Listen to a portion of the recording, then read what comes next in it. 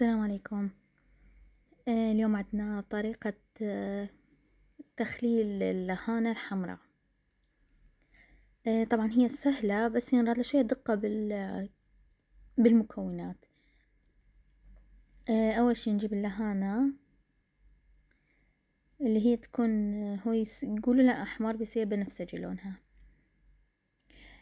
أول شي راح نقصها من النص. بعدين هذا النص نسويها من نص. بعدين هذا العروق البيضة راح نشيله، بعدين نخليه بهذا الاتجاه نفس ما أنا مسوية، ونقصه عدل بكل سهولة تجي وياكم. يعني لا تسووها قطع بعدين ترجعون تسووا قطع أصغر وبعدين أصغر، لا تتعبوا نفسكم، مجرد شيلوا العروق الصغيرة وهي على طولها سووا.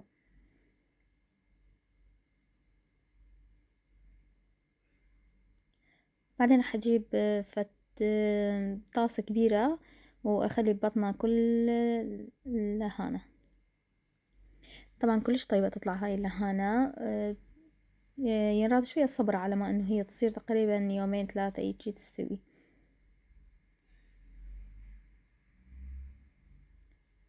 اني سويت لهانتين. هسه راح نغسلها كلش زين، راح نفتح الماي بحيث شايفين بيها لون يطلع مثل ازرق هيجي.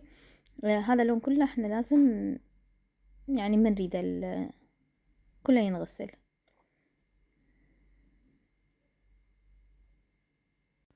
طبعا نرجع نغسلها اكثر من مرة حتى انه تنظف من كامل، يعني تنظف. وهذا اللون الازرق كله يعني شوفوا كله نذبه. بس ايش قد تقدرون تغسلوها؟ يعني تقريبا غسلتها 5 6 مرات هيجي، يعني كثير غسلتها. ومن اغسلها كانت هيجي فركها بايديا قوي حتى تنزل اللون مالتها.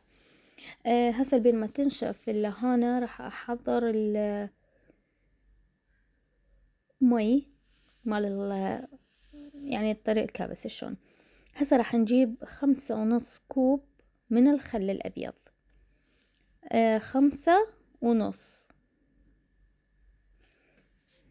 هاي اخذت معايا تقريبا لهانتين كامل، كبست هاي الكمية كلها.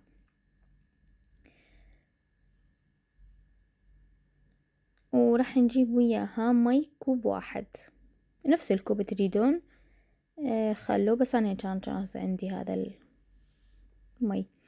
هسه راح نخلي ملعقة لمندزي ونص ملعقة سكر. وهنا يصير كلش مهم انه احنا لازم نضيف الملح الخشن اللي هو يكون بدون يود، يعني ما يصير هذا مع الطبخ. وهذا تلقوه متوفر عند اي عطار، بس تقولوا له ملح خشن موجود. خليت اني ملعقتين كبار منه. وهسه راح نخلي لنا ربع كوب من زيت الزيتون، وراح نخلطها شوي شوي. تشوفون الملح الخشن كبار، بس ايش قد نحركه وندوبه راح يذوب كله ويصغر ويصير ويا المي.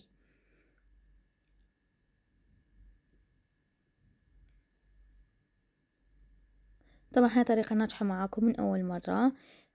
وبس تتبعوها بدقة، وأهم شي يكون عندكم النظافة، يعني مال اللهانة خاصة يعني لازم تكون ناشفة زين.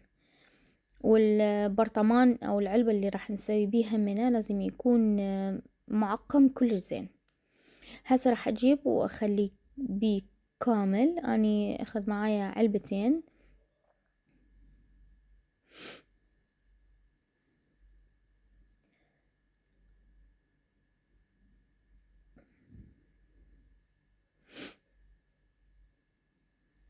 إذا عندكم علبة كبيرة كلها خلوا بيه يعني أحسن، بس أنا ما كان عندي بس هذول 2 هما أكرز بيهم، يعني يكفينا كل واحدة بيها كيلو وكافية. راح نخليها، وبعدها راح نكبس بإيدينا هيجي اللي هي الأسفل، يعني حتى تنضغط. بعدها راح أخلي أحضرهم يعني سوا. وراح أخلي عليه المي اللي احنا سويناه.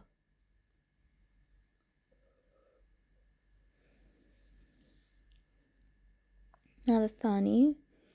طبعا إذا تلاحظون أنا غسلته كلش زين، يعني خفت صراحة، لأن أي شي تكبسوه يعني كلش يكون نحس صراحة وحساس، يعني لازم شي نظيف معقم.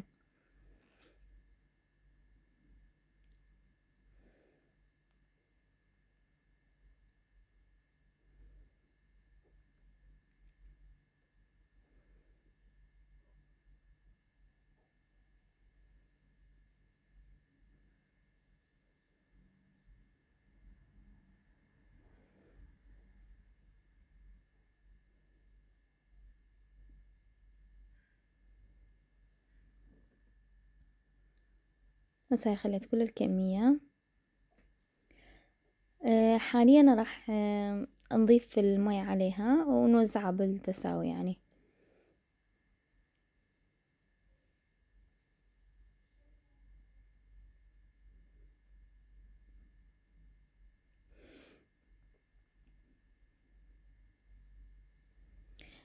شوفوا أنا هنا نسيت بالتصوير أخلي، هنا كملت عليها مي طبعا. أني أقول لكم لا تضيفون كثير مي، يعني أقل، وكبسوه في فشي فوقها خلوه يطلع أطيب. يعني ساعد المي مالتي هذا كلش كثير، بس كنت أصور صراحة ما انتبهت يعني. بعدها راح نخلي فد شي فد قبل لا نقبوها، أنا بعدين خلي طبعا ما تصورت ويايا.